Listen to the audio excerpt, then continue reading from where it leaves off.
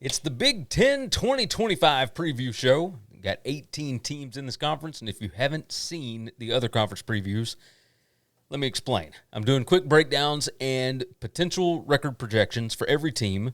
I'll give my prediction for who's going to play for and win the Big Ten in 2025.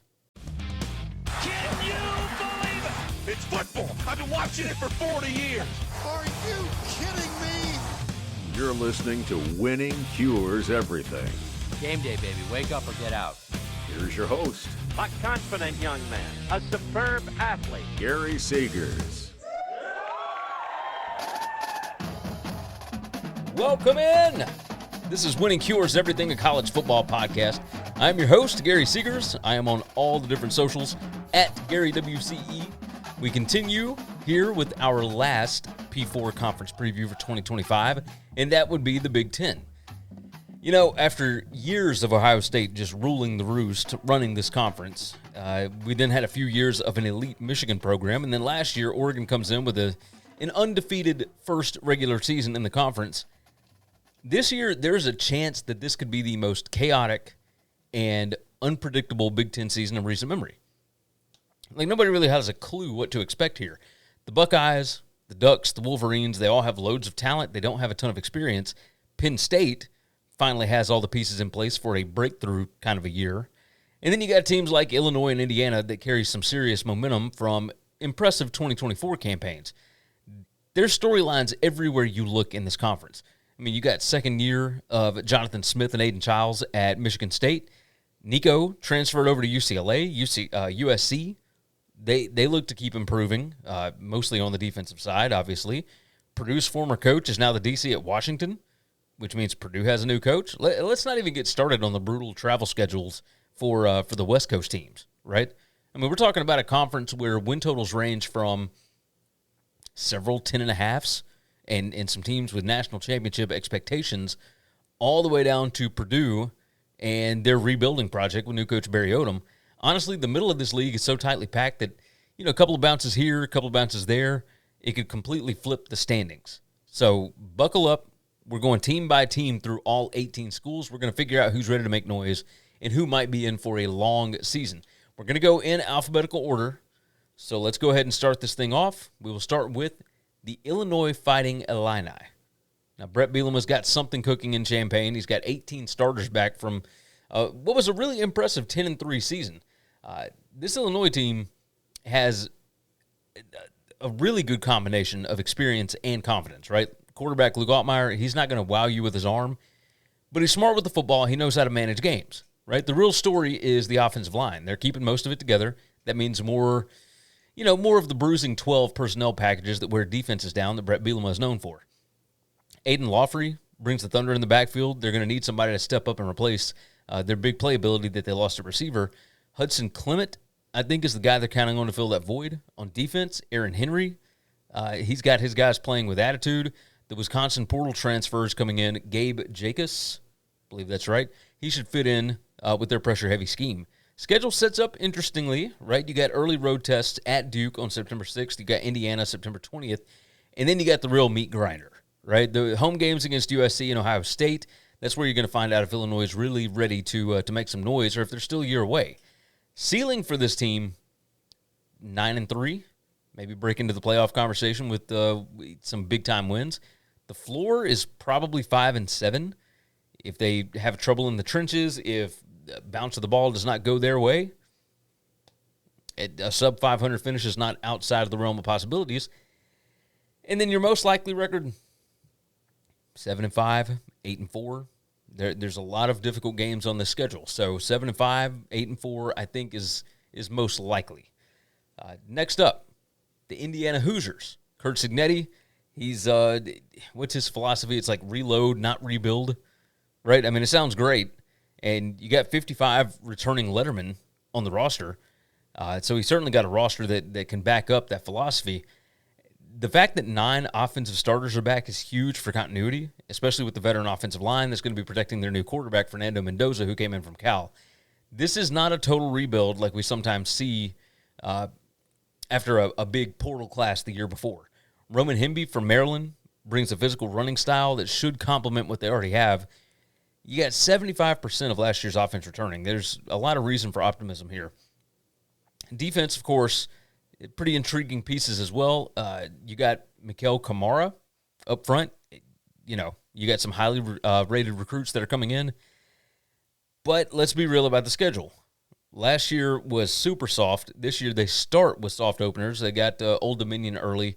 They hit a gauntlet with road trips to Iowa, Oregon, and Penn State. Like, if they can survive that stretch, maybe just win one of those games. The home games against Michigan State, UCLA, and Wisconsin, those are must-wins, right? Win total sits at 8.5. To win the Big Ten, plus 3,500. Ceiling for this team, do you doubt Cignetti could get this team to like 11 wins? Like, I don't. But the floor for this team, 5-7. If the offensive identity, if it stalls, defense can't replace the playmakers. You know, a floor that's below 500 for Indiana, that doesn't sound crazy to me. Most likely, probably 8-4 for this team. So, which I think is still a huge improvement over what this program was before Cignetti got there. Next up, the Iowa Hawkeyes. Kirk Ferentz doing what Ferentz does. He leans on the veteran quarterbacks here. And Mark Gronowski, who comes in from South Dakota State, you know, I think Ferentz is hoping Tim Lester can finally unlock some offensive potential with his whole, like, backyard football scheme. They averaged 250 rushing yards last season, which is pretty wild, but maybe not so impossible to believe for an Iowa team because that's what they do. The offensive line, certainly seasoned. They always have been there. Maybe they can get the balanced ground attack going, but they need a little bit more from the air game. Phil Parker's defense, that's going to be the strength again. Max Llewellyn, he leads a front four that's got to put pressure on opposing quarterbacks. The secondary is in transition. That means they're going to need the pass rushers to make life easier for the young guys in the back. Schedule has some real tests, right? You got the Cy-Hawk game at Iowa State on September 6th to start. Penn State is coming to town on October 18th for a whiteout game. Maybe not a whiteout game, but you get the point. It's going to be a huge game. Oregon comes in on November 8th, and the season finale is at Nebraska. Like, if they can win the games they're supposed to win, they could surprise some people. A couple of win totals out there of only 6.5. A little surprising. I think the majority of them are 7.5. Juice to the over. Yeah, I could get with that. The ceiling for this team, I think, is 10-2. You get one signature road win, dominate at home, get some huge wins at home. The floor for this team,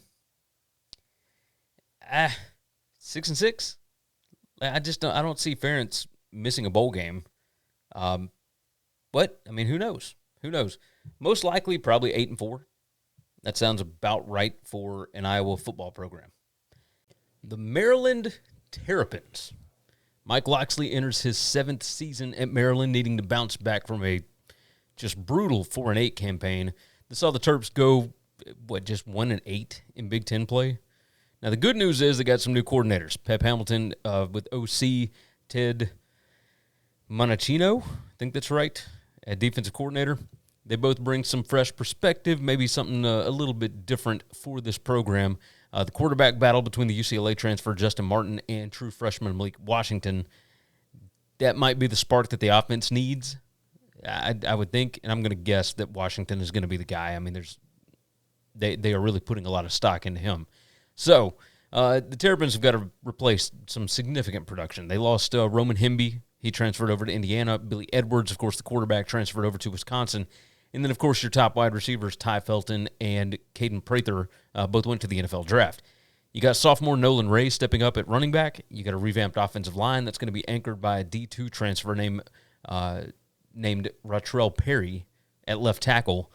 So the Terrapins' success really hinges on finding some offensive balance because they threw the ball almost 70% of the time in 2024. Their win total sits at 4.5. Okay. Like, the over is minus 115. They're not going to win the Big Ten, but their championship odds are plus 27,000 to win the Big Ten. The floor here, probably 2-10. I mean, and that would just be like a nightmare scenario. The quarterback situation never stabilizes. The offensive line struggles because they got 5 new starters. Defense can't generate a pass rush, all that kind of stuff. And they've got a young secondary, so they're certainly going to need that. The ceiling for this team is probably 7-5. If everything clicks at quarterback, Ray emerges as like a 1,000-yard rusher. Defense generates consistent pressure. There's all kind of stuff. Most likely record here, I would think they'll probably go about 4-8. They show some improvement. They still struggle with consistency. They win the non-conference games. They split some of those Big Ten matchups. Fall just short of bowl eligibility. So somewhere between 3 and 5 wins is likely the best option, or the most likely situation for Maryland this year. We move on to Michigan. The Wolverines, year 2 under Sharon Moore. You got some big changes coming in. First off, you bring in new offensive coordinator Chip Lindsey and his pro-style offense. The quarterback situation is interesting, right? You got true freshman phenom Bryce Underwood. He is the one that actually got to go through spring practice. Mikey Keene, veteran, came in from Fresno State. He was at UCF before that. But Keene dealt with injury, didn't get to practice in the spring. I think this is going to be Underwood's team. The offensive line needs to be rebuilt. That's not easy when you're trying to establish a power running game. You got C.J. Hester and Jordan Marshall. Wink Martindale's defense, it's got talent, returns top 20 yardage numbers.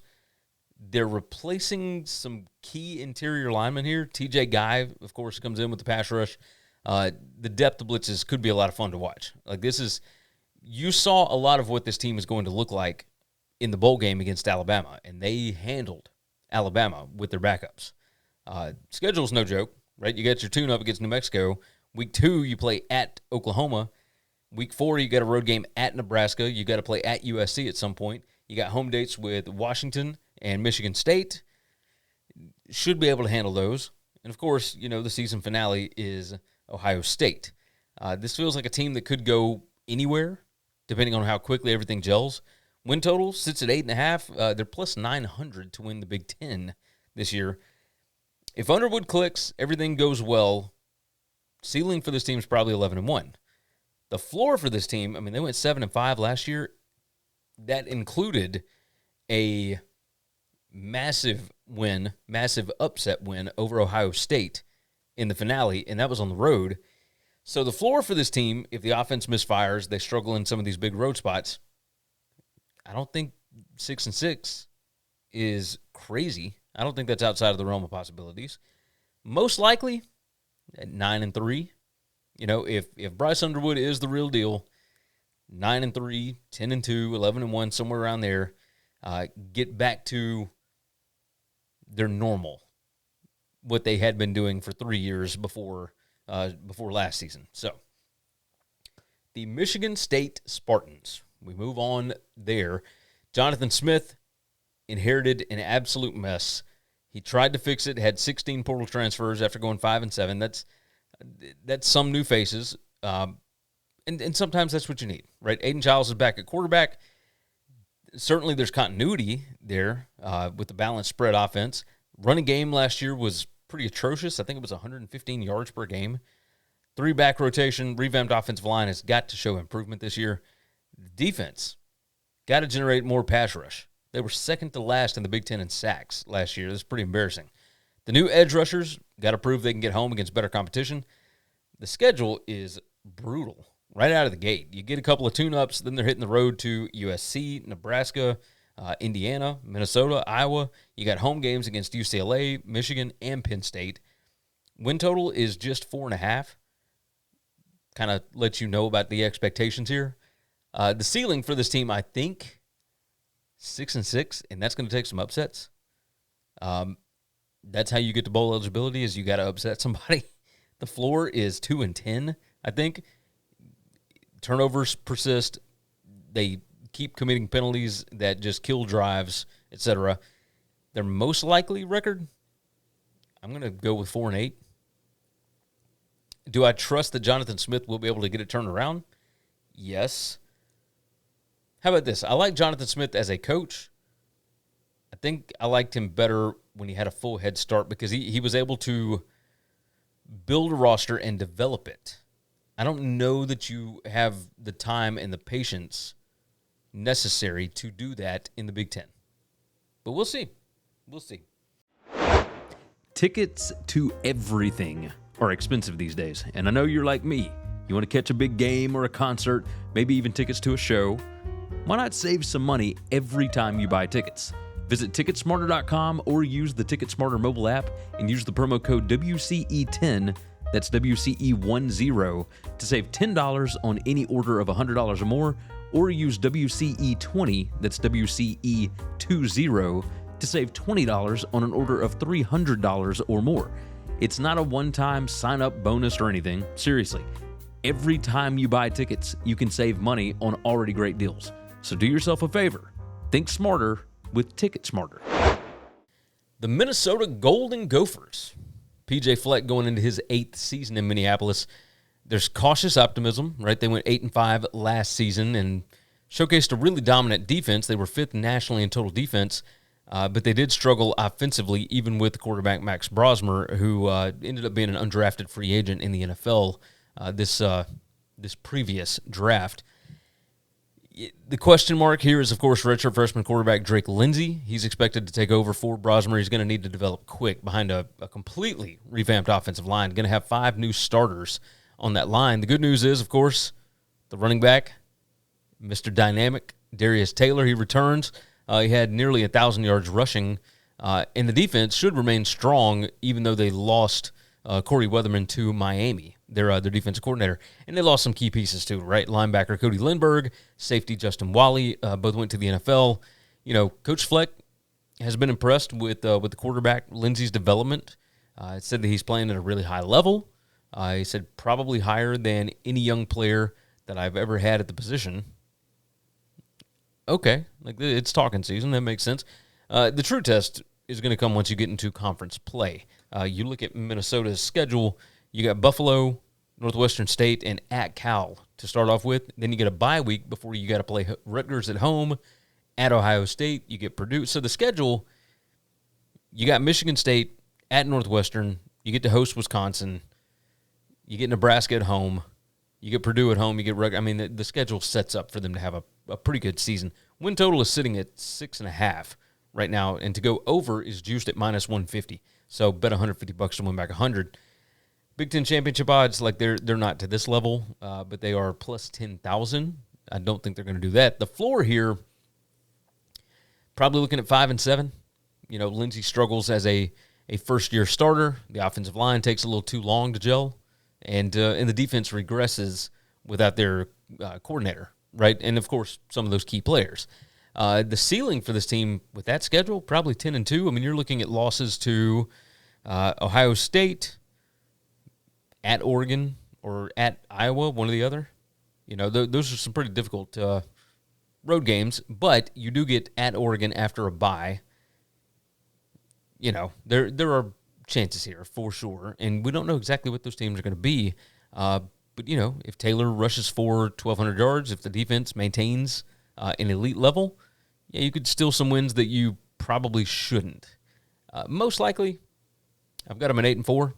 You know, Gophers ride their defense, they ride the running game, they have a solid season. Lindsey shows some flashes in some of these games, and then it puts them in the mix for a decent bowl game. I think good things could happen for the Gophers this year, even with a first-time starting quarterback and a brand-new offensive line. Next up, the Nebraska Cornhuskers. Matt Rule, he is in year 3. This is typically the year where it really, really clicks for Rule's bunch. He did the same thing at Baylor, at Temple. It's time to see if the air raid offense can actually work in the Big Ten, right? Dylan Raiola, he's got the arm to make it happen. You know, Dana Holgorsen is the new offense coordinator. Dylan Raiola has got like this rapid-fire passing style, and they got Dane Key coming in from Kentucky. That should give him, you know, that along with some of the other guys that came in, should give him some weapons to stretch defenses. John Butler's 335 defense held up pretty well last season. You know, they did lose their defense coordinator to Florida State, but they lost some playmakers. They got to inject some more blitz variety, I think. Early schedule is kind. That might be putting it lightly. It's pretty easy. You got some winnable games, right? You got a game in Kansas City against Cincinnati. You got home tests against Michigan State and Northwestern. September 20th, you get Michigan, and they won't even have their head coach. Like, that's a real measuring stick kind of game. Late season trips to UCLA and Penn State. The ending of the schedule is pretty challenging, right? This feels like make or break on this season for Rule. Nebraska fans are excited about the fact that they got to and won a bowl game last year. I think they're ready for more. They really, really want more. The win total sits at 7.5 on this. Ceiling for this team is 10-2. Like, you come out of the gate hot, offense clicks, defense doesn't fall off too much after losing the coordinator. The floor, 5-7, somewhere on there. I mean, would it shock anybody to see a Nebraska team lose a lot of one-score games? I don't think so. Not after the Scott Frost era. Most likely for this team, probably 7-5, 8-4. So, most likely it'd probably be 8-4. That's my guess. Speaking of, I am going to do videos next week where I go through game by game and give you my prediction on the games. So I'm going to give you, for all 4 P4 conferences, give you my full schedule breakdowns and the records that I expect from these teams, and we'll just see what happens.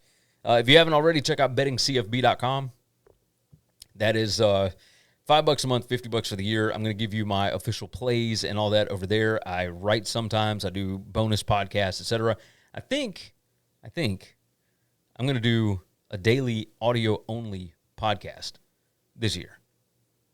Monday through Friday. Well, probably Sunday through Friday.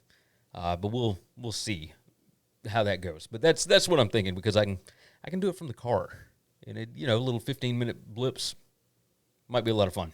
If you haven't already, subscribe on YouTube and on your favorite podcast app. Like the video, of course. Leave some nice 5-star reviews. And, of course, follow me on X, at GaryWCE. That is the way to get to me. Let's keep it rolling. The Northwestern Wildcats. David Braun heading into his 3rd year here. Northwestern is playing with more attitude than we've seen in years. A couple of years ago was a very surprising bowl year. They beat Utah in a bowl game a couple of years ago. That was surprising. Preston Stone from SMU is going to be the new quarterback. He brings some mobility to the position.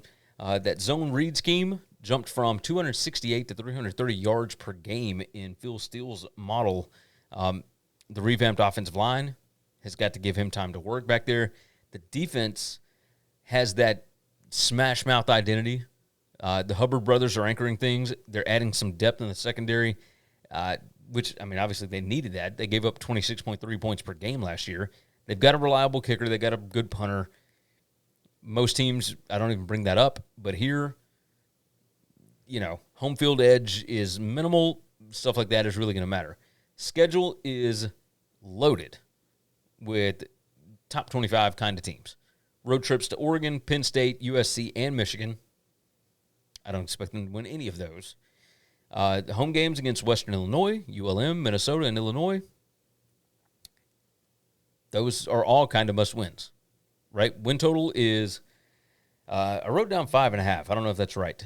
They got to play Tulane early in the season on the road in New Orleans. Ceiling for this team, because of that brutal slate, I'm going to say it's like 6-6. Your ceiling is probably a bowl bid. The floor, probably 3-9.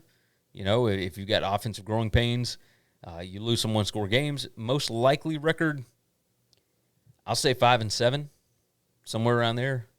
I don't feel great about Northwestern this year. Schedule has a lot to do with it.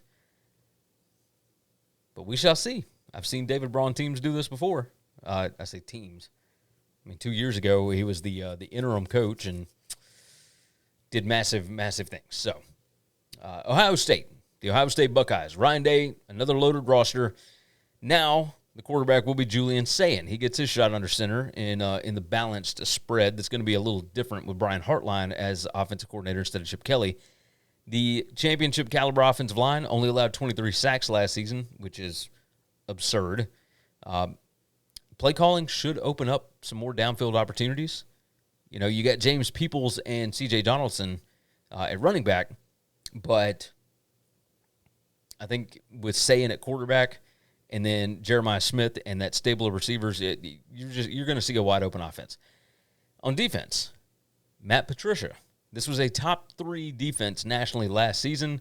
And then, of course, Jim Knowles heads over to Penn State. But you still got Sonny Styles. You still got Caleb Downs, who may be the best defensive player in the country. They are leading the way in that rotation. They should be dominant again. The depth up front, still pretty ridiculous as far as talent goes. Not the same kind of experience that you had last year, but, still really, really good. Schedule is a gauntlet, right? You're opening with Texas. You got road trips to Washington, Illinois is on the schedule, Wisconsin, Penn State, and Michigan. It's a lot of really good teams for a pretty inexperienced roster, and especially an inexperienced quarterback. Win total, 10.5, minus 150 odds. They are plus 210 to win the Big Ten this year. I find that interesting. The ceiling here, regular season, probably 11-1. I mean, I imagine they have. Maybe the ceiling is 12-0 because they were just so insanely talented. But you do have a freshman quarterback. Trenches, you got to work on those, but they're still really, really good. The floor here, 8-4, I guess. Say Julian Sayin struggles. Some of these road games become a little more difficult. Most likely, I'll say same record as last year, 10-2. Will be the most likely, I think, with a win total of, 10.5 with minus 150 to the over. I mean, they expect them to go 11-1, but I think it's a tough schedule. Really, really difficult. The Oregon Ducks. Dan Lanning. This is an interesting approach this season. Had some key losses. Talent level is still very much elite. They have been recruiting high school insanely well. However, this is the first year in a while that they have not had a lot of experience at the quarterback level and a lot of experience at other places. The defense, I think, is going to be the strongest part of this team right now. Dante Moore apparently developing nicely. They didn't even bother looking in the portal, from what I understand. The up-tempo spread can really wear down defenses. Revamped offensive line has got to gel quickly. You got an early test with Oklahoma State. Shouldn't be a problem. And then, of course, Northwestern, September 13th. Tosh Lupoi's defense, it's got some NFL trait defensive line transfers and a rebuilt secondary that last year certainly learned and dominated Big Ten speed. The front seven should be the strength here. Key dates include that game against Penn State on September 27th. You got a visit to Iowa on November 8th. You got an emotional finale with Washington on November 29th. Oregon has all of the talent to make a run. You got to avoid the hiccups, right? Win total is at 10.5, plus 280 to win the Big Ten. This one's going to be interesting. The ceiling here, I think, is like Ohio State, probably 12-0, 11-1, somewhere around there. If you got a dominant front, if the offense executes, you get through the tests, no problem, then you're fine. The floor, because of all the inexperience, maybe some offensive line growing pains, could be like 8-4. Most likely record, I'll go 10-2. I'll go 10-2 with that. Excuse me. Solo podcast, boy. That's what I'm talking about. Penn State, the Nittany Lions. All right, James Franklin, he's got Jim Knowles in the fold now, running his defense. Of course, Tom Allen took the job with Clemson. Denied Dennis Sutton, leads a stingy front. They should be really tough to run on again. Drew Aller, he has matured as a quarterback. Can he not throw interceptions this year? That would be really helpful, especially in key spots like in that Notre Dame game, like in the Ohio State game, etc. We're going to find out. The backfield, Nick Singleton, Katron Allen. I mean, it's one of the country's what's a good way to say it? Like it's one of the most feared ground assaults behind a really veteran offensive line. Oregon coming in on September 27th. That's circled in everybody's calendar. That is going to be the whiteout this year. Road trips to UCLA on October 4th and to Iowa. I think that's the spot. That's the spot right there, October 18th at Iowa. That's going to be challenging because then you got a bye and you got Ohio State the week after that on November 1st. That could decide who gets the number 1 seed in the Big Ten title game. It's entirely possible. Penn State feels like they are ready to take that next step, right? Talent's there, experience is there, schedule is manageable. Win total is 10.5 to win the Big Ten, plus 270. So second in that spot. Ceiling here, probably 12-0. You know, the floor, I think, is probably 9-3 because you know what you're going to get, and they're not going to lose games that they're not supposed to lose. That's what James Franklin does. Most likely record, I'll say 11-1. Like this feels like the year for Penn State. So 11-1 in the regular season feels like the most likely. We're proudly supported by Go Sleeves, the best kinesiology technology on the market.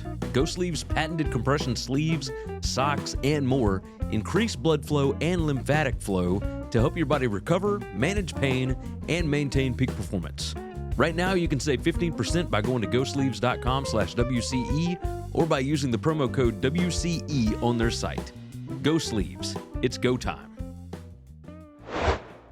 The Purdue Boilermakers. Barry Odom. This is going to take some time. Josh Henson's new look attack, got to protect Ryan Brown behind a completely overhauled portal line, right? On defense, Mike Scherer's defense was historically bad in pass efficiency last season. They need a complete overhaul with, a little more oomph on the front. The issue is that they had pretty good players last year. There's a lot of schools across the country that got Purdue players that they feel like really are going to help their team. The issue is that they weren't very good for Purdue last year, and I think a big part of that is the fact that they were just playing in the wrong scheme. Ryan Walters did not do great things there.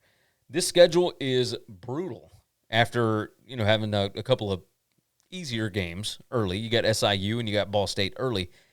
They face nearly every power in the conference. You got Michigan, Ohio State, USC. They play Notre Dame. They play Washington. I mean, that's crazy. You got swing games against Rutgers, Indiana, Northwestern, and Minnesota that are going to determine if this is just a complete disaster or if there's a little bit of hope heading into year 2 under Barry Odom. Win total is at 3.5. Ceiling is probably 6-6. If all the portal stuff meshes really well, like defense forces turnovers, the bounce of the ball goes your way more times than not, sure. Bowl eligibility, sure. The floor for this team, probably 1-11. Like, would it shock you to see Purdue lose to Ball State? Like, I don't think so. Most likely record for this team, I like Barry Odom. I really don't like the roster, but I like Barry Odom. I'll say 4-8. They'll pull off some upset somewhere. Who knows who that will be against? But I'll say that they'll go 4-8. We'll see. The Rutgers Scarlet Knights. All right, Greg Schiano has got his quarterback back, Ethan Kaliak-Manis. This is his second year of Kurt Soraka's balanced system. It should help with some consistency here. C.J. Campbell, Antoine Raymond, going to give him some options in the backfield. The defense added some impact transfers. You got Eric O'Neal to anchor a line that gave up 39 sacks last season. Schedule starts with a tricky week 1 trip to Ohio. They get Iowa and Purdue at home. Could be swing games. The season finale at Ohio State. You got the home game. That season finale is not at Ohio State. What am I talking about? You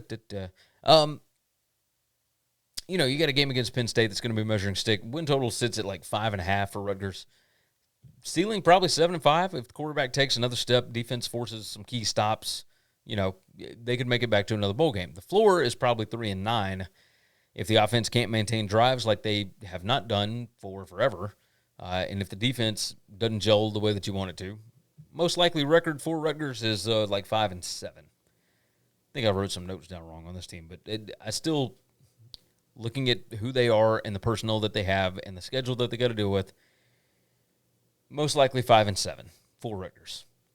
Reminder again, bettingcfb.com. If you hadn't subscribed to the video or subscribed to the podcast, subscribe to the YouTube channel, like the video. Y'all know what to do. At Gary WCE on X, and of course, 5-star reviews on the podcast. That helps me out tremendously. Tremendously. Okay. The USC Trojans. Lincoln Riley's got the 20th toughest schedule. But Jed Maeva, going into his third year, should help with some consistency. You know, a third year of playing. How's that? He was at USC last year. Year before that, he was at UNLV. They didn't really go after anybody in the transfer portal. So that says to me that they like what they've got. Just a guess. Veteran offensive line should be able to protect him while they run what should be a really good Lincoln Riley offense. Should be. D'Anton Lynn's defense got to show some more aggression in the front seven. Road schedule is going to be pretty brutal. We're not going to say anything too crazy because they do have like Purdue and Michigan State on the schedule. But you got to deal with Notre Dame. You got to deal with UCLA. You've got Nebraska. You've got Oregon. It's a lot of hostile environments where they need to prove they can win these tough games. The win total is 7.5. It's a lot to like about this team. Ceiling here, maybe 11-1. All the veterans come together. The offensive line is dominant. They figure out how to win on the road, which they were not able to do last year. This is a team that had, 5 losses in the regular season last year, and in all of them, they led in the fourth quarter. You know, you can certainly see the ball bouncing the other way. The floor for this team is probably 5-7. If the offense stalls again, you get some more narrow losses here. Yeah, 5-7 isn't crazy. Most likely record, 8-4. I like to think on the upside, maybe 9-3. I still think Lincoln Riley can coach. I think he's got some good players there. So I trust in this. So most likely record, 8-4, 9-3, somewhere around there. The Washington Huskies. Jed Fish is in year 2 of trying to stabilize things after they lost 21 starters from the national championship game squad before Kalen DeBoer took the Alabama job. Damon Williams Jr. is a quarterback. They got a balanced spread attack. Offensive line was a disaster last season. They gave up 39 sacks. So the portal reinforcements that came in, they got to pay off pretty quickly. The defensive coordinator, Ryan Walters, who was the Purdue head coach. Before that, he was an outstanding defensive coordinator at Illinois. He's got a really aggressive scheme, and he got some really elite transfers like Takario Davis to improve a defense that they gave up a lot of rushing yards last year. We'll say that. You got home games against Ohio State, against Illinois, and against Oregon this year. Should provide some pretty great atmospheres. That's a highly underrated stadium in Seattle. You only got 3 true road trips west of the Rockies. They needed that one. Win total is at 6.5. I think there might be some 7.5s out there. So if you found a 6.5, go for that. Ceiling for this team is probably 9-3. Offensive line holds up well. Quarterback, takes some big steps. Defense plays really well after losing Steve Belichick. The floor for this team is probably 4-8. If Williams doesn't take care of the football, the defense doesn't gel together, etc. There's a lot of things that could go wrong there. Most likely record, probably 7-5, 8-4. I think Washington could be pretty good this year. That's what I'll say. The Wisconsin Badgers and old Luke Fickell trying to get back to classic Wisconsin football. I think Jeff Grimes is coming in to run the offense, and he's returning to more of a power run, play action kind of thing. Dual threat quarterback Billy Edwards Jr. comes in from Maryland. He brings mobility at the quarterback position, but the offensive line still pretty in flux. Mike Tressell's defense added some size up front. It's going to stem a unit that allowed 165 rushing yards per game last year. You got veteran linebackers Alegrejo, hope that's right, and Curtis that are going to anchor that back seven. Schedule is, this is rough. Road trips to Alabama, You got Michigan, you got Oregon, you got Ohio State, you got Iowa on the schedule. This is not the schedule for a team that is trying to rebuild and get back to a bowl game. Win total sits at 5.5. They are not going to win the Big Ten, but plus 15,000, so 150-1 to be in the Big Ten. That ain't going to happen. Ceiling for this team, 7-5. Like, control the game on the ground. The defense can win in the trenches. Make it to a bowl game. I think a lot of people would be very happy with that. The floor for this team, based on this schedule, like 3-9. Say the secondary gets exposed, the offensive line struggles, all that kind of stuff. I mean, it's just not good. Most likely record 5-7, I guess. We'll say 5-7, but it's not outside of the realm of possibilities that it is worse than that. So, the UCLA Bruins. I don't know why I didn't put them up with USC. Is what it is. Deshaun Foster, going into his second year, they bring in Tennessee transfer Nico Iamaleava. Tino Sunseri is running like a revamped spread here. It comes over from Indiana, right? You got an offensive line that was rebuilt from the portal. The defense, probably going to remain pretty elite against the run. You got to shore up the pass defense. That was 121st ranked last year, but you got some experienced transfers coming in. You start out with Utah, you got Michigan State, you got Ohio State, but then you got USC. I mean, it's a tough schedule, really tough schedule. Gotta get some momentum going. Win total 5.5. They are also plus 15,000 for Big Ten title odds. Ceiling, if Nico settles in, shows why he was a massive 5-star recruit. Offensive line actually protects him. Defense forces some turnovers. Ceiling is probably 8-4 for this team. The floor here, if Nico does not improve, the passing game is inconsistent. If the secondary gives up massive plays, 3-9, I think would be the floor here. Most likely record, 6-6. Make it to a bowl game. I think that makes sense. All right. So let's get to who I think is going to be playing for the Big Ten Championship. As cliche as it sounds, this is not a fun prediction, but I think we're going to get a rematch of Penn State and Ohio State in Indianapolis. And I think that'll be thanks to tiebreakers because I don't think anybody ends up undefeated in the Big Ten this season. Penn State, I think, will win the first meeting in Columbus. I think Ohio State wins the second meeting in Indianapolis. I mean, we could get a rubber match in the CFP depending on seeding. I think any number of teams could get to Indy based on schedules this year, and I think you'll see more of a clear split between the good teams and the bad ones this season. I mentioned this earlier. I plan on doing a game-by-game prediction video next week for every team in the conference, so you'll see what I'm looking at then. But I think with the Big Ten, you're going to start coming down to tiebreakers this year, kind of like we did with the Big 12 and the SEC last year. So, all right, so I've got Ohio State against Penn State. I've got Ohio State winning the conference for the first time since 2019 here. And that is going to wrap this one up. Don't forget, subscribe, like the video, leave a nice 5-star review on your favorite podcast app. And as always, take care of yourself, take care of each other. God bless college football, and hopefully all of your tickets cash this week. Thanks for listening to Winning Cures Everything. Make sure and follow me on Twitter @GaryWCE. If you want to toss in a question, you can email me Gary@winningcureseverything.com. Make sure and hit that subscribe button, and we'll see you next time.